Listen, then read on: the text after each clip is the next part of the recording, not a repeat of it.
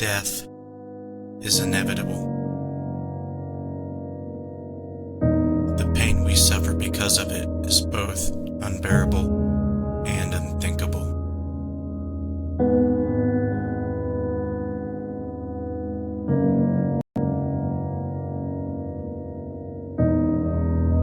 In the midst of our sorrow, we wonder if those who have passed are gone forever. Do they remain frozen in time until the end of days? Or can they hear us? Can they see us? Do they have a message?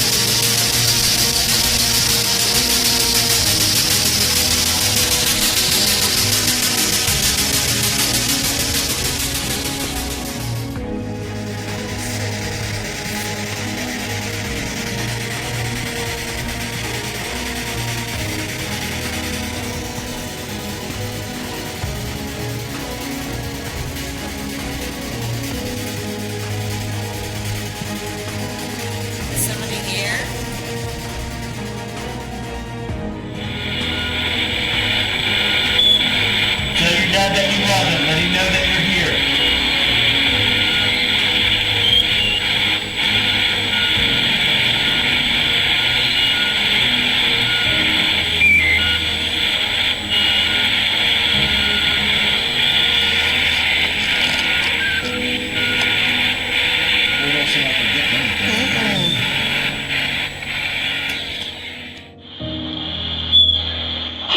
that you love him. Let him know that you're here.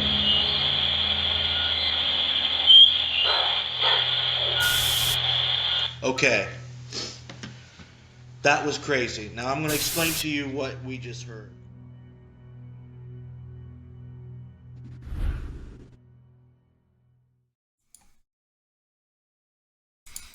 Hello. Welcome to the Necromancer live show. I'm your host, Justin Brown, and I have a really exciting guest for you guys to listen to tonight. I've been wanting to talk to him in length for some time, so without any further ado, we'll get him on the show. His name is Dave Spinks. I'm going to let him introduce himself and let you know what he's been doing in the paranormal field for the last 30 years. So, Dave, how are you doing tonight? Hey, man, thanks for having me on tonight. You're very welcome. So, 30 years, right? Yeah, roughly. I started experimenting with EVPs back in 1986 when I was just a young man, the ripe old age of 16, due to some experiences I had. And I started reading, whatever I could find on the paranormal after I had this experience with my grandfather that died. And I had come across a show that I saw with a guy named Hans Holzer. And I also watched In Search Of with Leonard Nimoy, and I had seen these people carrying around the tape recorders with a microphone, and they were, supposedly communicating with spirits and getting responses. So I realized then, hey, I have one of those cassette recorders, and whenever we went on family vacations, I would take my cassette recorder and to some of these old historical locations, and I actually caught my first EVP at a Native American area. I got some drums on the recording and what sounded like a Native American response to one of my questions, but of course I didn't speak the Native American language and I couldn't understand it, but it was really thrilling to capture something in response to one of my questions, and I was hooked from then on out, and I've been pursuing all aspects of the paranormal since those days. I bet. I got a lot of questions for you tonight, Dave, but I'm really interested in what that personal experience was that got you really asking the questions and wondering what was going on? Well, the first experience of me experiencing what I would call a ghost was with my sick grandfather. My mom's dad was a World War II vet. Both my grandfathers were in World War II. My mom's dad and my dad's dad. My mom's dad, a heavy smoker. He smoked Camel non-filter cigarettes. He had only a quarter of one lung left, if you can imagine, and he carried around an oxygen tank, and he had a hole right here in his throat where the oxygen went. Mm-hmm. And we knew, at some point he wasn't going to be with us any longer. Well, I was at my dad's house for the summer, which was 30 miles away. And in the middle of the night, I woke up for no reason. And there stood my mom's dad at the foot of the bed, looking at me as solid as me and you. And I kind of did that double take, and I said, "Papa, what are you doing here?" And he didn't say anything. He just smiled at me, and then he disappeared right in front of my face. And I was like, "What? That was a crazy dream." I chalked it up as a weird dream, and I went back to sleep. But the next day, I called up to my grandma's house because this dream was stuck vividly in my mind, and I wanted to check on him. So I called up there, and my uncle from out of state answered the phone, and I said, "What are you doing there?" And he said, "No one called you yet, Dave?" And I said, "No, why?" He said, "Well, your grandpa died last night, and everyone's coming in for the funeral."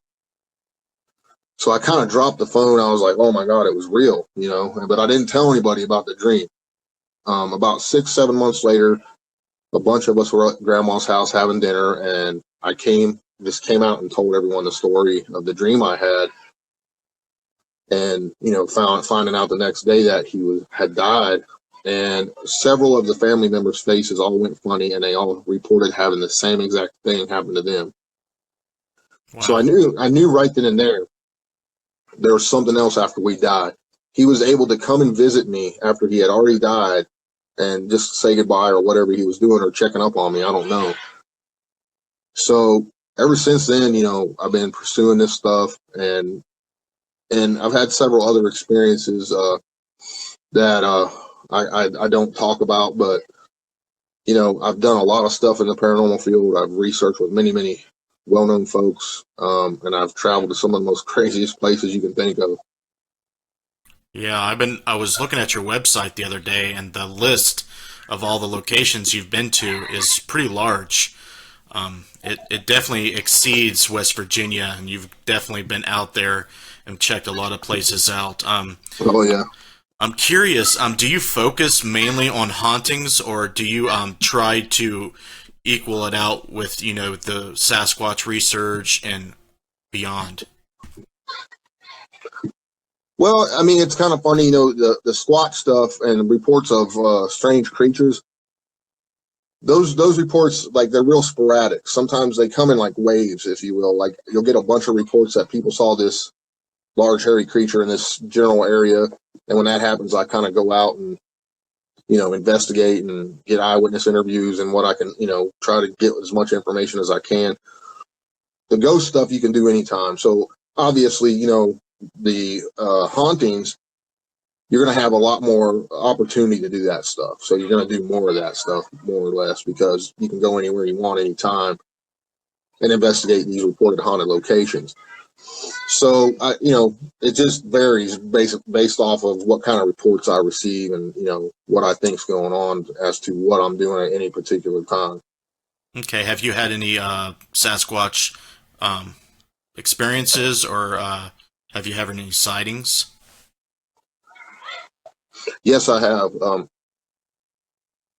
The thing that really started me in the paranormal, and I haven't talked about this much, so your show's one of the first. The thing that really started me in the paranormal was when I was 13 years old. Me and my dad's dad we went to this favorite spot of ours on the Gauley River here in West Virginia, and we would fish and camp out. We had a really nice sandy beach, nice large rocks you could swim off of, and just a beautiful area. And we had gone there one summer when I was 13. 1983 was the year. And long story short, we had fished for most of the day, caught a bunch of fish, cooked them up, ate, just had a great time. We were sitting there relaxing. It was like 30 minutes before dark. When out of nowhere, this humongous boulder hit the water, but we didn't know it was a boulder because we didn't see it. We just heard the splash. Boom, and I mean, the water rained down, and we both jumped up out of our chairs going, what was that? We tried to figure out what the heck did that. We didn't know it was a rock. We thought maybe it was a tree branch or a rock had rolled off the hill because the river was about 70 yards across at that particular spot. And on the other side, it was straight mountain. I mean, vertical almost. So after several minutes of searching, we didn't see any tree limbs in the water, nothing floating. So we just said, well, maybe a rock rolled off the hill or a tree branch hit the water and sunk. We didn't see it. So we sat down and started relaxing again. Well, about that, just as we pretty much got relaxed, out of the corner of my eye, I see something come flying.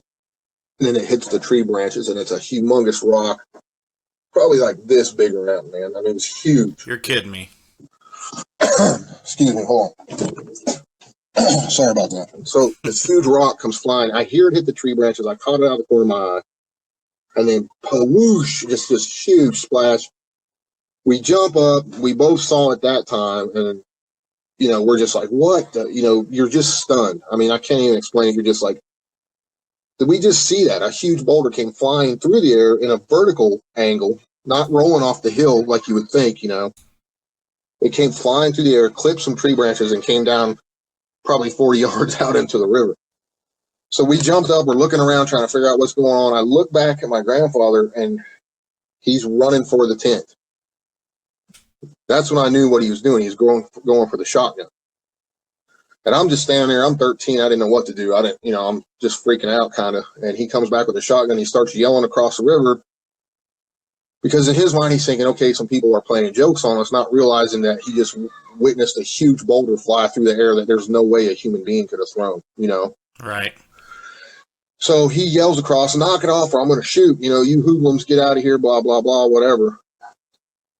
And then that's when we heard this roar, this overwhelming just scream. It just sends shivers down my spine every time I think of it. And I look at my grandfather, and his eyes are as big as saucers. I mean, they're just huge. You're talking about a man who is a Baptist minister for 40 years, is in the second wave on the beaches of Normandy. The guy wasn't afraid of anything, okay? Mm-hmm. He's seen it all, done it all. Well, he cracks off a shot after that, and that thing lets out another scream.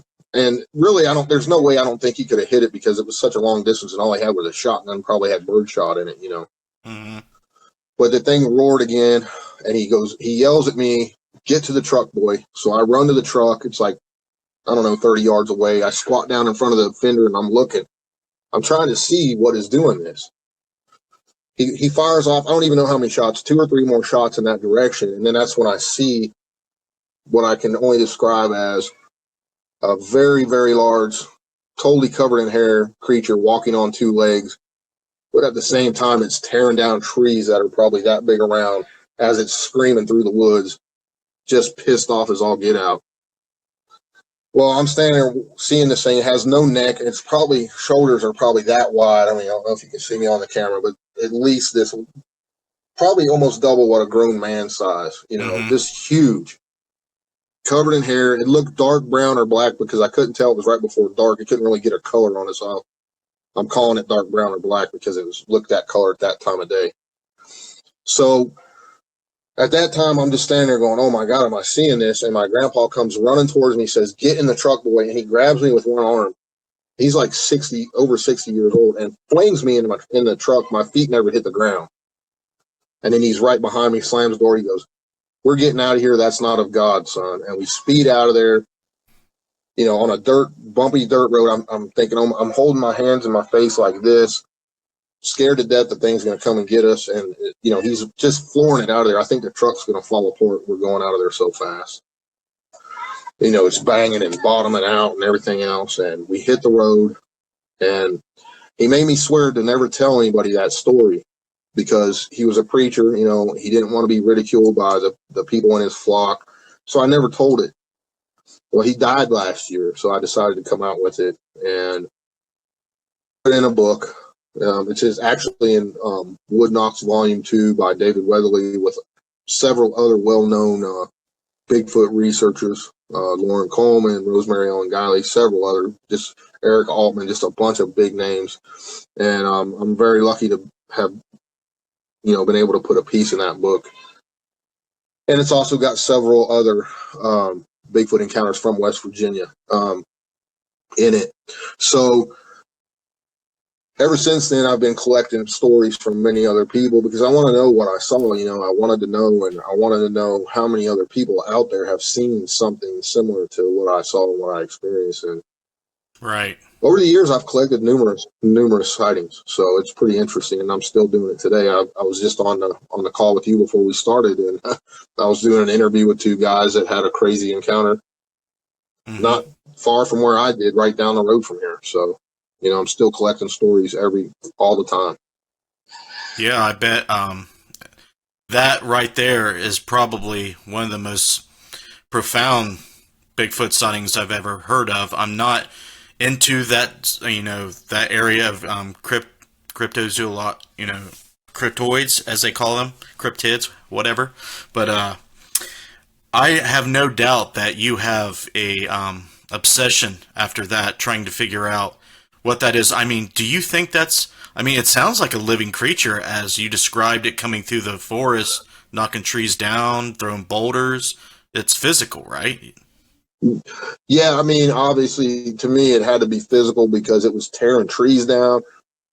The sound this thing makes, I can't even describe. It's so blood curdling and so deep and guttural and so powerful that it shakes you to your core, if that makes sense.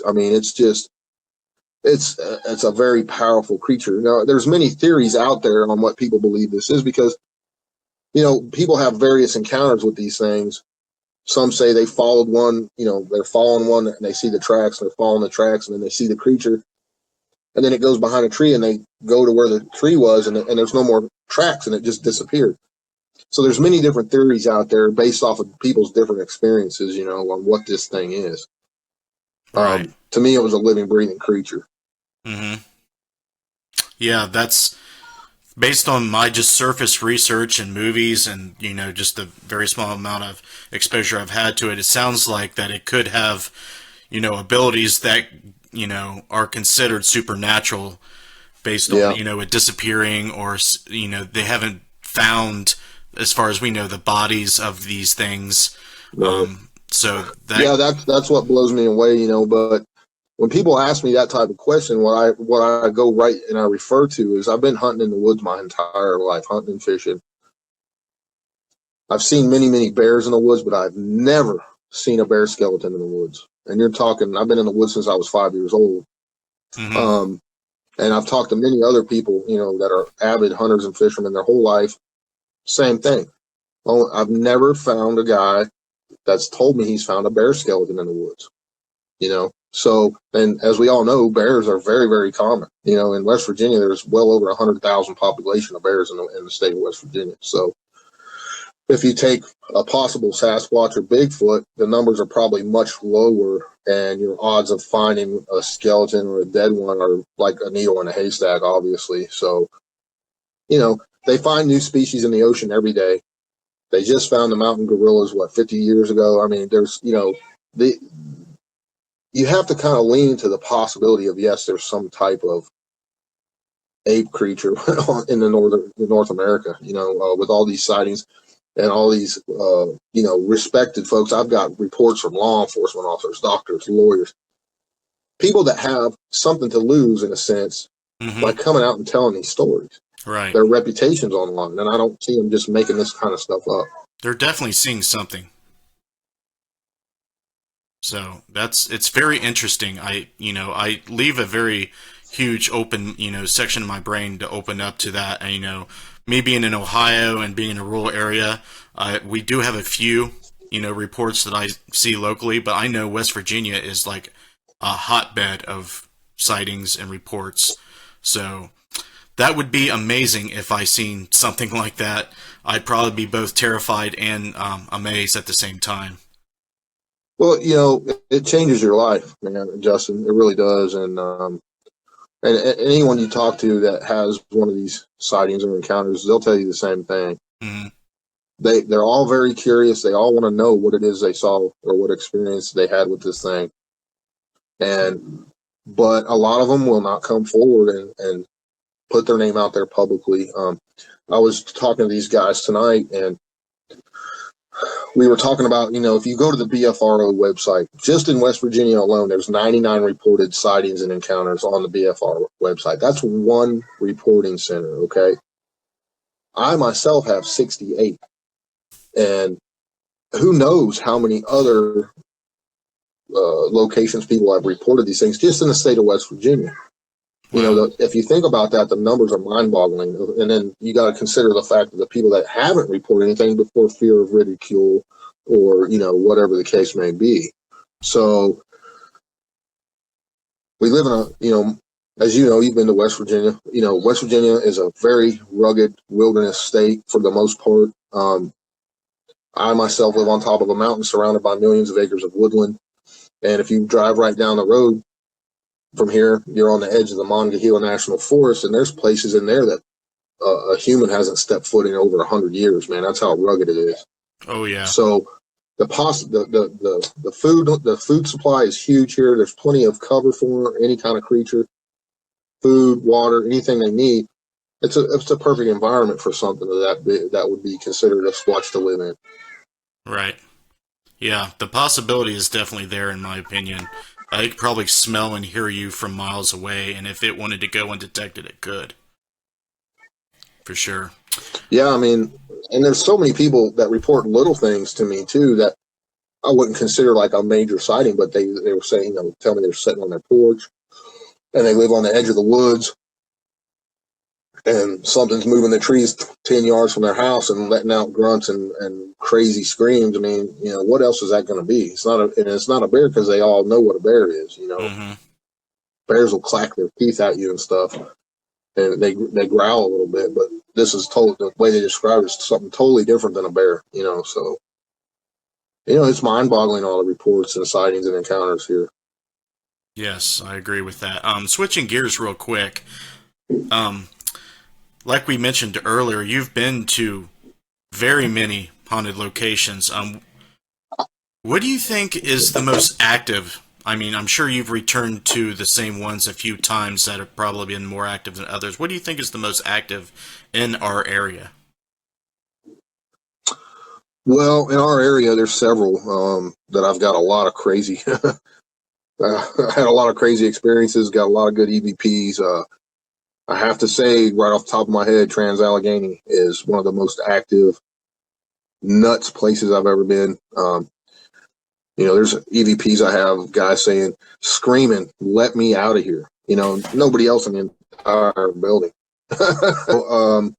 When you have a place such as Tala or any of these prisons, another place in our area, Moundsville, the old Moundsville, state West Virginia penitentiary. When you have these places where all this violence takes place and people die, numerous, in the thousands of deaths, hundreds of deaths, whatever the case may be, I think that energy, just stains the walls and the very ground that those places sit on, and it leaves just an impression forever. You got a lot of residual energy, and you got even intelligent energies in those locations. And, it's mind-boggling to me still to this day, after doing this for so long, when you go into a place and you have a recorder, whether it's magnetic or digital, doesn't matter to me, and you ask a question, and you're the only person in that area or even in the building, and you have an intelligent response to your question captured on a recording, that blows me away. How do you explain that? Right. There's no way to explain it. And and then if you tie in, say you have multiple pieces of various equipment, you're getting hits on equipment, too, at the same time you're capturing these EVPs, you got to really take a hard look at that and say, wow, man, there's definitely something not normal going on here, Right. Yeah, that kind of leads me into the next question. Doing it for 30 years, do you ever feel like, if it gets stagnated at all, do you ever feel like you just lose steam or lose momentum? What keeps you going after all this time? It's just, that's a very, really good question. I do this because I love it, and it excites me when I'm in any location or, when I'm interviewing people and I hear their accounts and their tales. That never gets old to me. Yeah, I think the field is kind of, a little bit stalled right now. Everybody's doing the same thing, pretty much. Um, you can doesn't matter how you investigate. There's many different approaches. Some people provoke, some are really super nice. You can take numerous approaches at this, and I don't think any specific way is right or wrong. I think people in general, some people are more in tune to the other side than others, if that makes sense. I think some people are energy killers, and some people bring energy to them. Being more open and open-minded, I think you will have a lot more chance to get activity than Joe Blow skeptic over here who's closed-minded and doesn't. I think personally, my opinion, spirits can pick up on that. If they know you're open to communicate, they're more apt to communicate with you. And, I'm not all in on the demon this, demon that stuff. I mean, true demonic hauntings are very few and far in between. I don't, I've maybe had 1 to 2 cases in my time that I thought maybe were truly demonic in nature. But I think, and my personal belief is, if a spirit was, if the guy or girl, it was a butthole and they're alive, more than that they're still hanging around, they're going to be a butthole when they're dead. It's just the nature of that energy. It's that, that energy stays the same no matter when it leaves your body or if it's just free floating out there. Right. My theory on that is intelligent hauntings are generally caused by people who have trouble or refuse to let go, whether it be a place, a certain personality, a memory, or something tragic that happened. So it would make sense to me if someone was, pretty bitter or upset in life, they would carry that over into the afterlife. Sure. And or they may have some unfinished business here. Who knows? There's so many different ways you can run with it. I mean, that's what keeps me going. I want, my whole goal is to hopefully find a small piece to the puzzle. It's I talk about it on my website. It's kind of like one of man's final frontiers. Are we alone in the universe? What happens to us when we die? And are there unknown creatures walking among us? And I really wholeheartedly think all of that's definitely possible. After what I've seen and what I've experienced over the years. And, it's just, I get so excited when I go to hear a new story or someone's new experience, or I go to a new location and it's fresh and, you're able to capture some great EVPs, or you have some kind of crazy, communication with something, whether it be on devices or EVPs or whatever the case may be, or, I've been touched. I've actually been attacked a couple of times on investigations, and that's pretty unnerving when something has the power to scratch you, some unseen force. That blows me away too. Would you mind elaborating a little bit on the attacks? I'm sure the viewers would like to, or would be curious about that. Absolutely. I'll start with the craziest one that ever happened to me. So a couple years ago, me and David Weatherly had gone to this location in Indiana called the Rhodes Hotel. It's a notorious brothel, gangster location, from the gangs from Chicago ran it. Some heavy hitters had been in there at times, and had a brothel, had a speakeasy, whole 9 yards. So we heard some good stuff about this place, that it was really pretty active, and so we headed up there. We're going to be in the place for 5 days. Owner left us the key. We went up the first 2 days. Were going to be a small event for charity, and we went up and did that. And the first night when we walked in the door, there's no one there. The owner left the key for us under the flower pot, and we got it and went in. We just had got in there, set down some equipment, and we hear heavy footsteps going across the floor on the second level. So we both look at each other and say, well, guess somebody's here, whatever. And we heard it go across the floor, down the stairs, and then we heard the front door open. So we run over there. Nobody there. There's snow on the ground. We go outside, no foot tracks in the snow anywhere. So, okay, this is pretty crazy. What a way to start, you know. Second night there, and later on that first night, we heard a lot of female voices, you know, the old whispering. You can't make out what they're saying, but we heard them.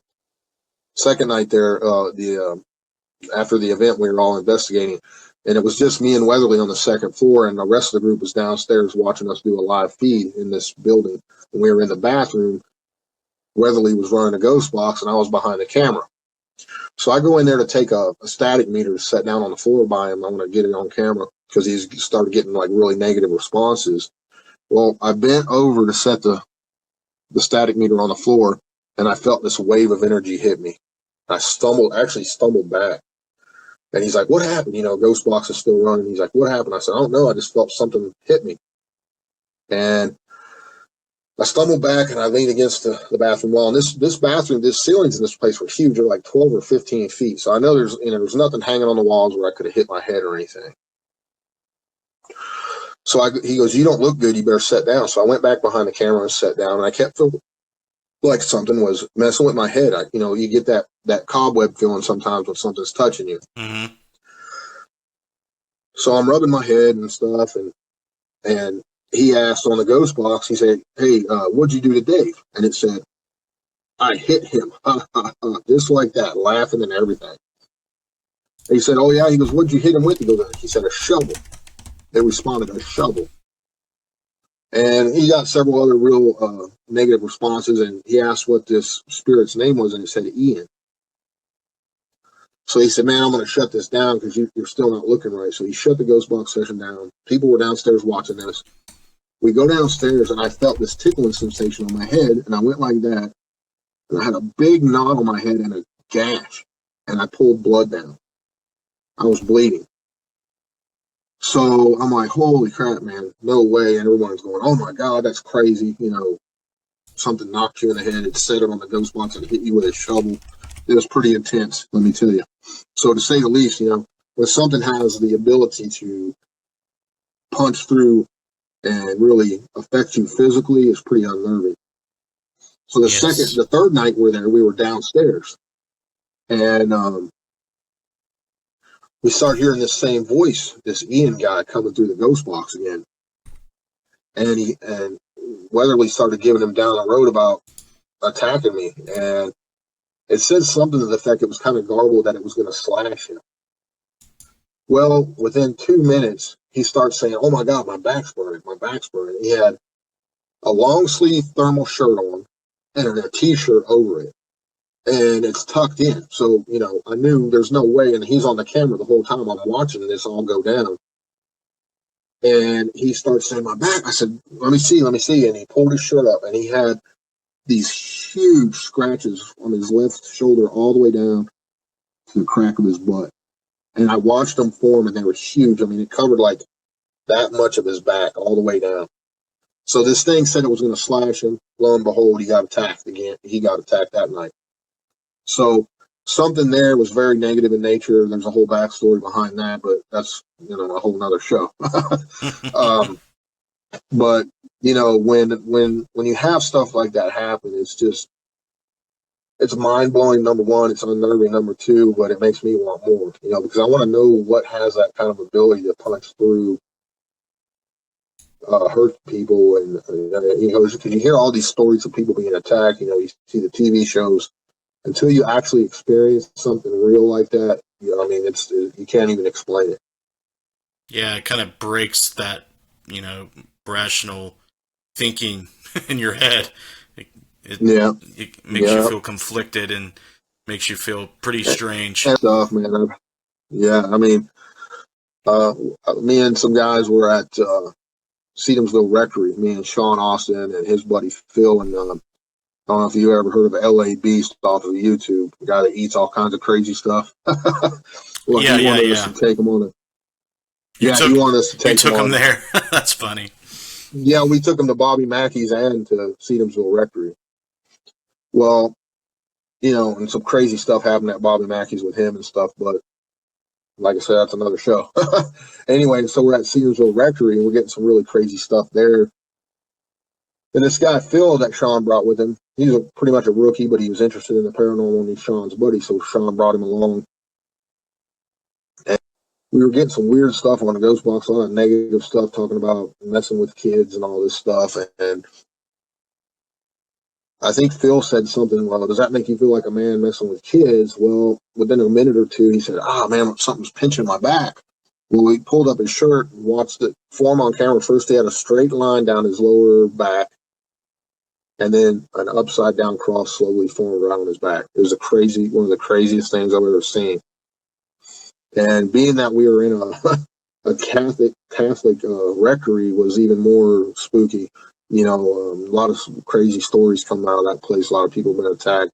But before we even started the investigation there, we were walking around. We got up to the attic, and something scratched me right here on the neck. And then Phil got the upside down cross scratched on his back, which I've never seen anything like that. I mean, we watched it form live. When he picked the shirt up, he had the straight line. Then the cross part formed in front of our eyes. So, there's some crazy stuff out there. There's unseen forces that we just don't know enough about to say, we know what that is for sure. And I think if people back themselves into a corner and they say they know what they're dealing with for sure, they're not too smart, because there's no way to prove it yet. We all know there's good and evil in the world, whether there's demons, spirit, and angels and all that. It's left to be. It all goes off your personal belief system, and I never back myself into saying I know without a doubt, without a shadow of a doubt, 100% it was this, because you just can't prove it yet. Right. It's interesting that you say that you use the ghost box a lot, and since this show is pretty much geared towards trying to speak with the dead, trying to find out methods with the dead. I mean, what kind of spirit box is your favorite to use? What do you do to try to push the research, to validate, to pretty much put some objectivity into what you're doing? Well, I use all kinds of ghost boxes. I think, in my personal opinion, I think spirits can use just about anything that has energy to allow them to communicate with us. It doesn't matter what specific brand or anything. My personal preference is I use a Hack Shack, Radio Shack. I use several of those. I also use SB7, SB11. It just depends. I just try different things. I don't think there's any specific one that's better than the other one. The apps, I'm real wishy-washy on them. I've tried numerous ones. I used to promote one specific guy's, but it is what it is. I've had great results with almost everything I've used, because if you have a specific format that you stay within, and you ask specific questions and you get a specific intelligent answer to that question, no matter what kind of device you're using, whether it be a recorder, a ghost box, if you can back that up, and you get an intelligent, factual answer to something, then you got something there, in my opinion.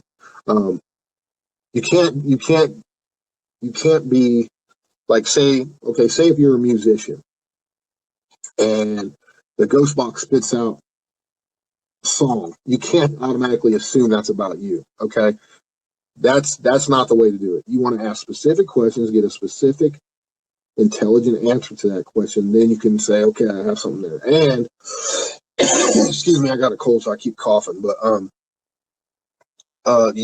you also want to try to get that same response more than once. If you can get it multiple times, that's even better.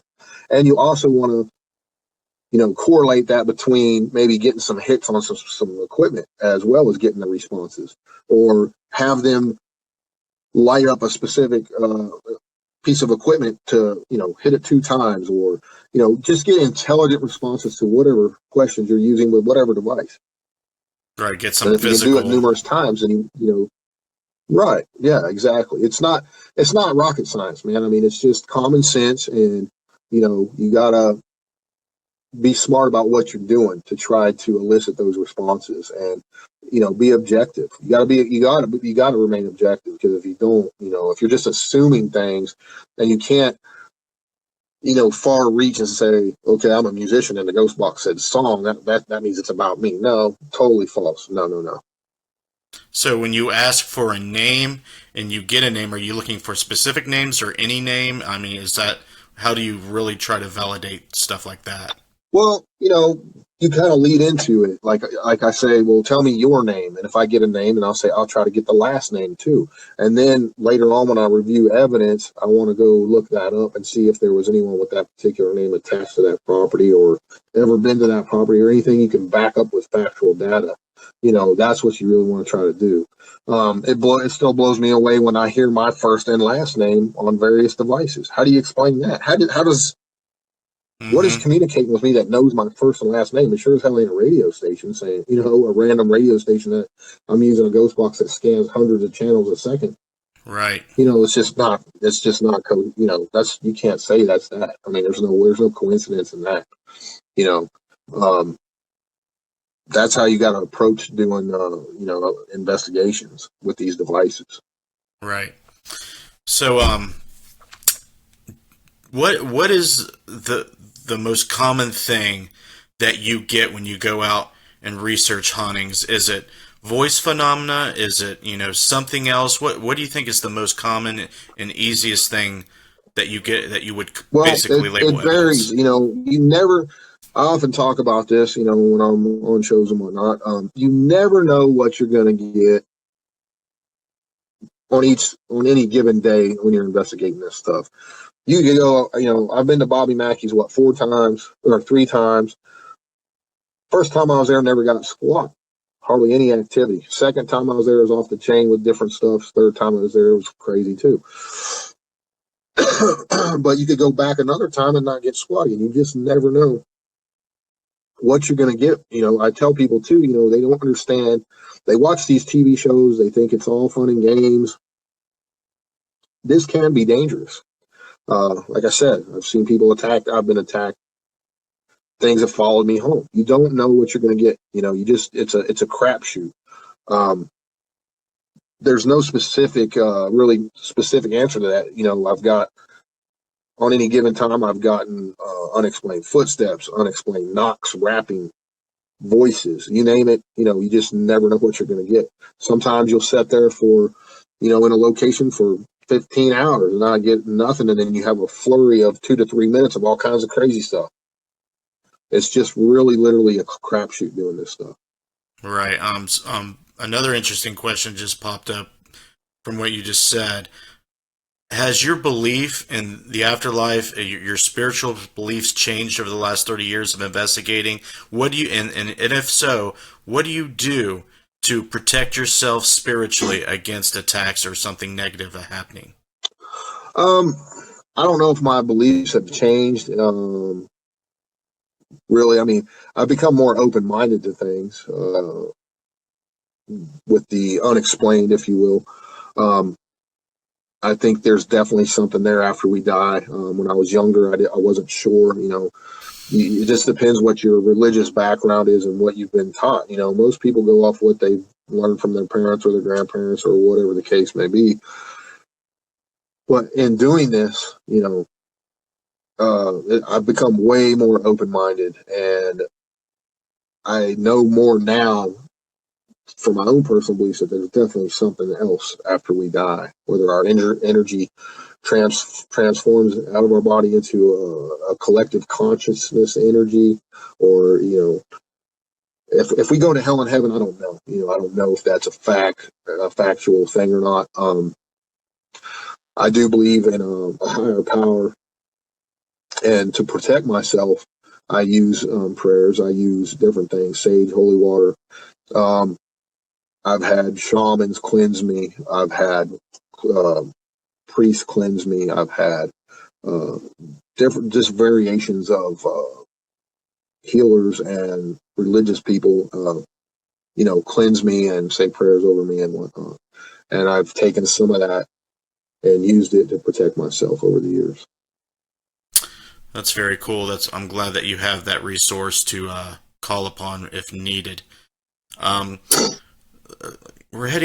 got about 10-15 minutes left. I want you to really tell people who may be watching this live or in post, after these 30 years, what advice do you have somebody who either wants to get into this sort of thing or has been in it for a while but might be looking for some pointers? I'm interested in hearing what you might give as Well, advice? I mean, that's a good question, and a lot of people ask that question because I think it's important because just remember, folks, what you see on TV is not really how it happens when you're investigating. Okay, it's a totally different thing. TV is entertainment, whether they get real or non-factual evidence on the shows. You got to remember they're governed by ratings. Okay, um, you can be in a location, like I said earlier, for hours and hours and hours and not have anything happen, and then bam, you get a flurry of crazy activity.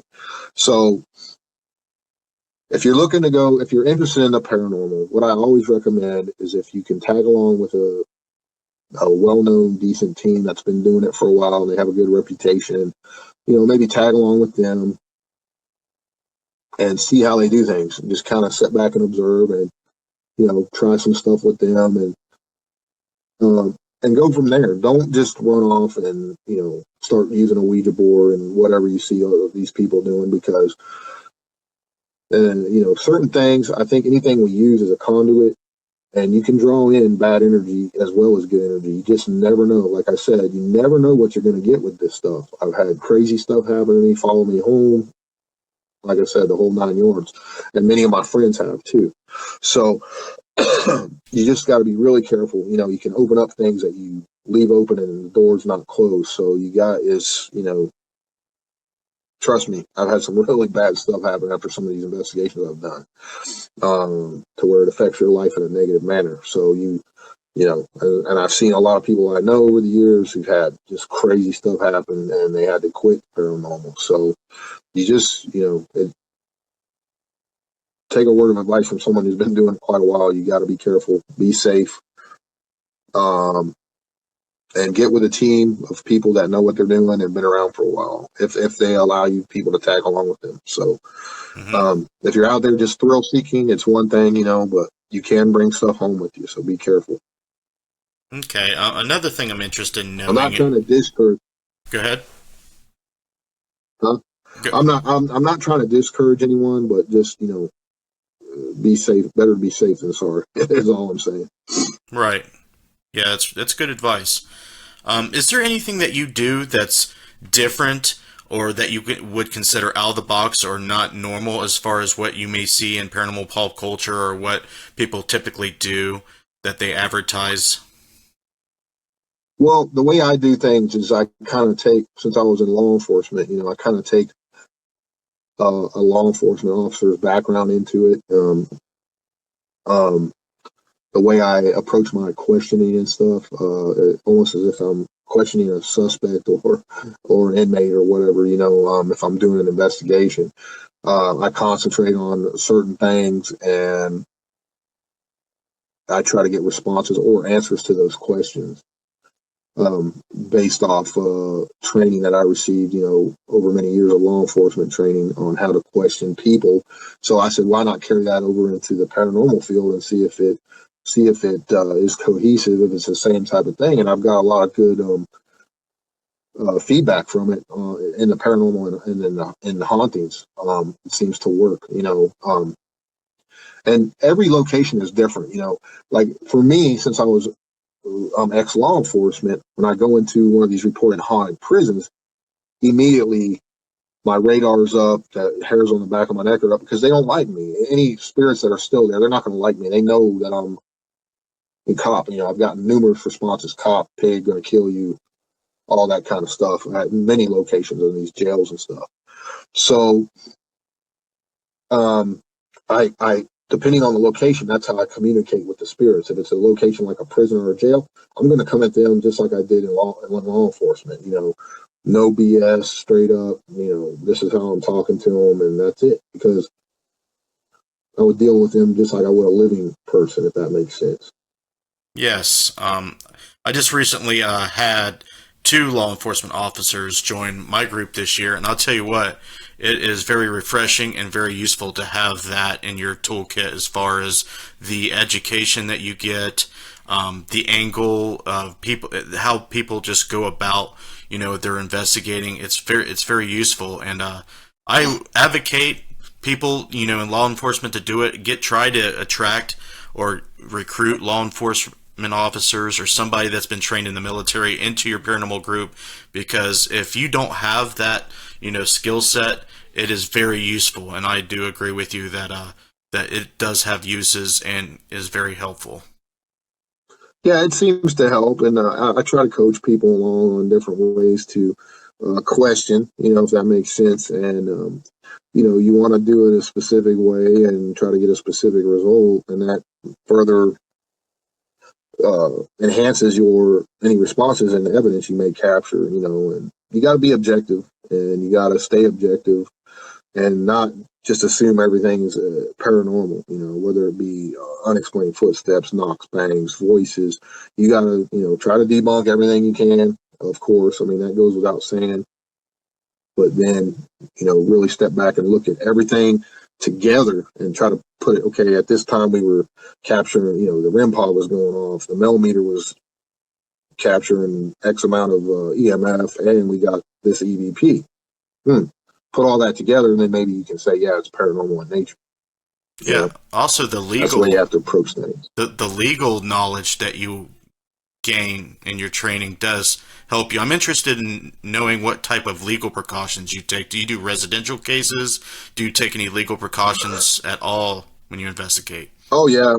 Well, you saw the list of my investigations, but I didn't even list a tenth of the residentials I've done on there, because I keep those totally, for the most part, private, because, I don't want to invade the privacy of the homeowner that had me come to their house because they're experiencing all this stuff. I've got hundreds more of those that I don't even talk about publicly or not. But, yeah, I usually do, I have them sign a waiver and, releasing me from, it protects me and them. You can draw up a general waiver saying, look, if I get hurt on your property, I'm not going to sue you, because you're having me here. And same thing, you just want to protect each other. You know what I mean?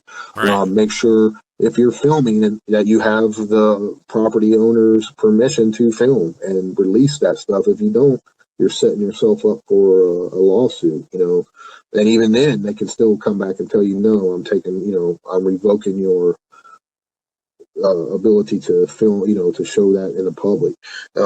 You just want to try to be as safe as you can, all the way around, protect yourself and the residential owner or the property owner. Right. Very good advice. Very good advice indeed. Well, Dave, we're reaching the end of the hour. I don't want to keep you too long. Why don't you take this time to let everybody watching now and in post how they can find your content, how they can contact you if they would like to do that, all your website plugs and social media plugs.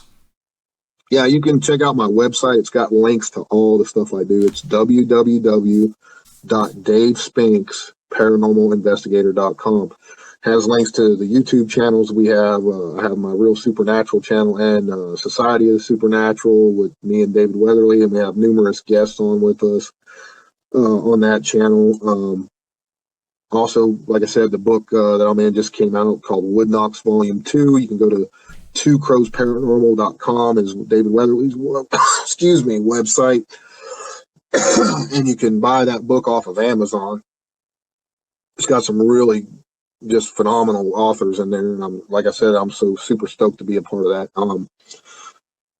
You can go to my Facebook, numerous Facebook pages, Dave Spinks. You'll find it on Facebook, Twitter. There's Real Supernatural. There's Society of Supernatural and Real Supernatural. If you go to the website, it has links to everything. You'll see some of the evidence I've captured on the evidence page on the website. Other radio shows I've been on, and just learn a little bit more about what I've done and check it out for me. I appreciate it. Yeah, 30 years worth of stuff on the website. I looked at the website for about, I'd say, 30 minutes, and I just scratched the surface of everything that's on there to learn about you and everything that you've done. So that's where I would lead you guys, is just to go to his website. You can find everything there. You can follow him from anywhere on the interwebs, guys. Thank you very much, Dave, for doing this with me. I could talk to you for hours and listen to your stories. And appreciate you having me on, man. Enjoyed it. It's a quick hour. Yeah, I know it just goes by fast. They always do. But guys, check out Dave Spinks' website. Like I said, man, it's a pleasure to talk to you. I hope we get a chance to do this again. It would be really, really freaking cool to investigate with you if you're ever in my neck of the woods or if I'm in your neck of the woods. We'll try to do something next year. Maybe me, you, and Josh Bender can get together and do something pretty rad. Yeah, sounds cool, man. Just let me know. Anytime you want me on, just let me know, man. All right, guys. Well, there you have it. Dave Spinks, 30 years of paranormal research. If you want to know about, Sasquatch sightings, how to investigate it, go check out his website. All the huntings he's been to, everything that he's learned, he's got it out there. Buddy, you have a good night, and I hope you start feeling better. You too, man. Thanks. Have a good one. See you next time. Good night. See you later. Alrighty, guys. Well, you've heard it. Pretty good guest tonight, I would have to say, and really fortunate to have good guests come on the show. Please check out Dave Spinks' website again. Like I said, when I was there, it took me a half hour just to go over the tabs just to see everything that's there, and it's very well laid out, easy to find everything and access everything. So please do that. Please check out my website at www.interfacedeath.net. That has all the links to everything that me and my paranormal research team has done for the last 4 years, and I just hope that we get to the point where we can keep investigating the paranormal and searching for answers rather, and developing our abilities to do what we love to do for as long as Dave has. If you have any questions, please contact the Necromancer Live Facebook page. If you would like to be a guest on the show, just message the page and ask for details about how to get onto the show. And with all that being said, I hope you enjoyed. Thank you very much for tuning in and watching, guys. I really, really appreciate it. Thanks, Scott Carter. Yeah, it was a freaking awesome interview. We could probably sit there for another couple hours and just listen to his stories, because it didn't sound like there was any horse crap as far as I could tell. So very, very interesting, very intriguing to say the least. Thanks, guys. I wish you all have a good evening, and I bid you farewell.